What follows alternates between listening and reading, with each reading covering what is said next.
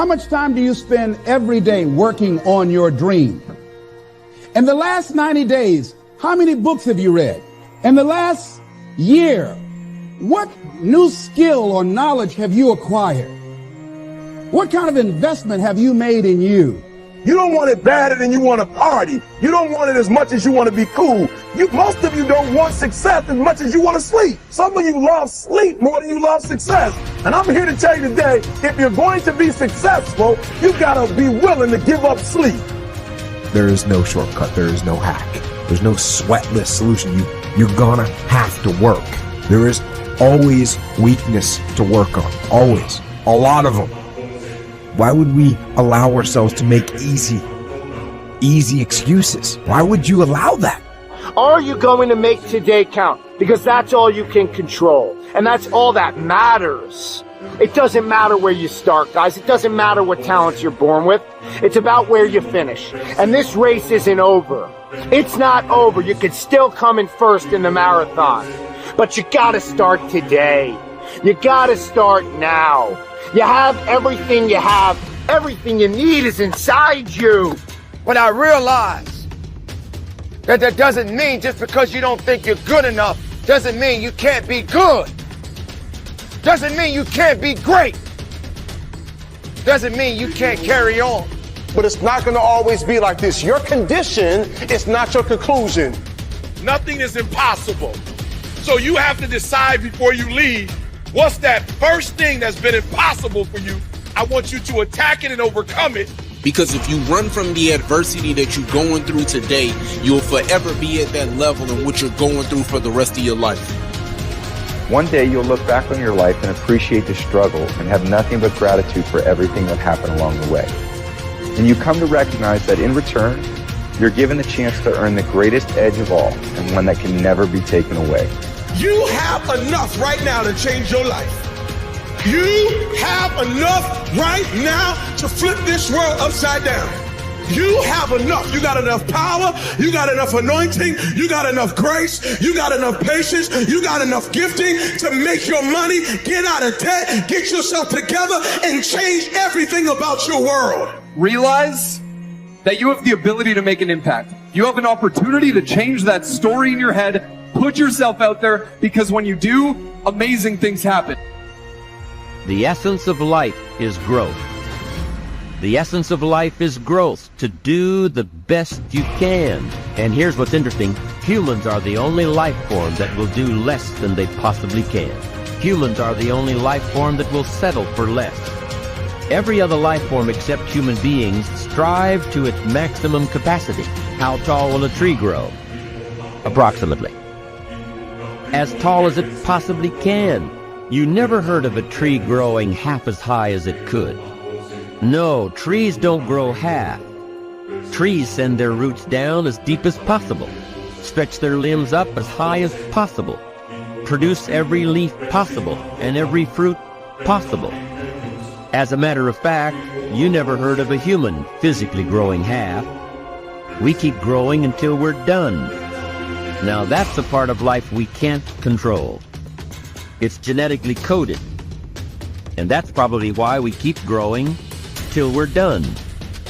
Because we can't control that part. It's the rest of our growing that we control. The growing of our minds, the expansion of our minds, that we can control. And that's what tends to get away from us. All life forms inherently strive to their max except human beings. Now, why wouldn't human beings strive to their maximum possibility? Here's why. Because we've been given the dignity of choice. It makes us different than alligators and trees and birds. The dignity of choice makes us different than all other life forms. And here's the choice: to become part of what we could be, enough to get by, or to become all that we can be. My best advice for you is to choose the all.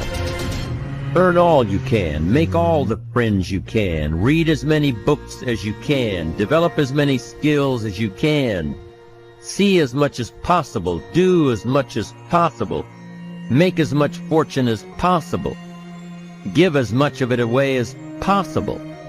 The max. There's no life like it. I'm telling you, once I got on track, I've never looked back. Pick up the challenge. Go for it. Take the best of the two easies. Take the route of it's easy to get ahead. It's easy to do all you can. It's easy to succeed. It's easy to have financial freedom. The more you do, the more you get. See, if you're playing it safe, you're not going to win. If you're playing it safe, like that old saying, you know, you were taught when you were a little girl, better to be safe than sorry. Well, that's a bunch of crap. It's not better to be safe than sorry. It's by trying things that you figure out how far you can go.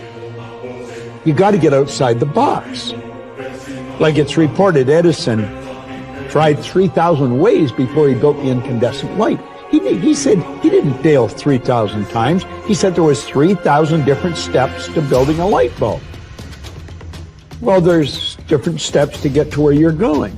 And I really do treat winning and losing exactly the same. I do not let it upset me.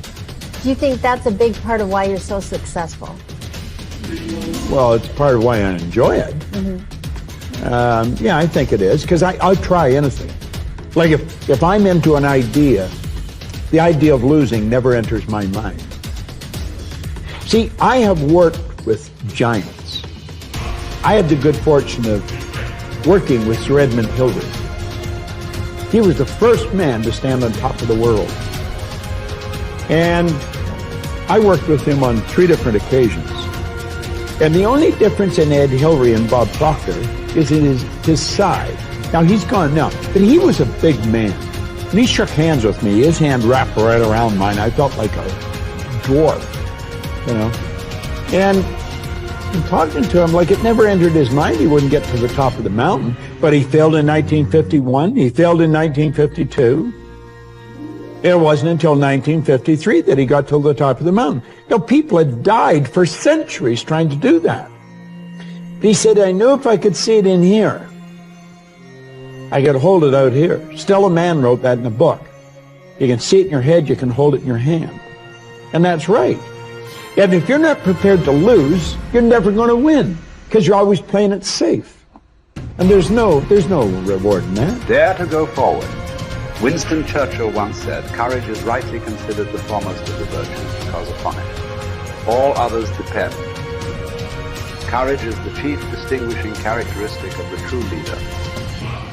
It is almost always visible in the leader's words and actions. It is absolutely indispensable to success, happiness, and the ability to motivate other people to be the best they can be. Follow through on your vision. In a way, it is easy to develop a big vision for yourself and for the person you want to be.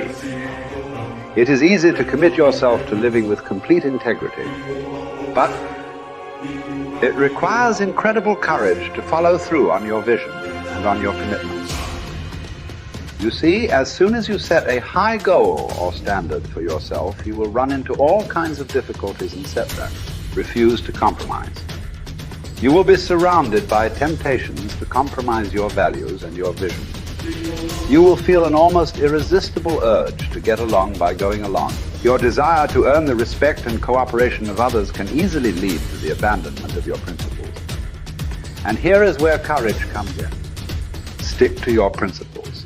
Courage combined with integrity is the foundation of character. The first form of courage is your ability to stick to your principles, to stand for what you believe in and to refuse to budge unless you feel right about the alternative. Courage is also the ability to step out in faith, to launch out into the unknown, and then to face the inevitable doubt and uncertainty that accompany every new venture. Avoid the comfort zone. Most people are seduced by the lure of the comfort zone. This can be likened to going out of a warm house on a cold, windy morning. The average person, when he feels the storm swirling outside his comfort zone, rushes back inside where it's nice and warm. But not the true leader. The true leader has the courage to step away from the familiar and comfortable and to face the unknown with no guarantees of success. It is this ability to boldly go where no man has gone before that distinguishes you as a leader from the average person. This is the example that you must set if you are to rise above the average.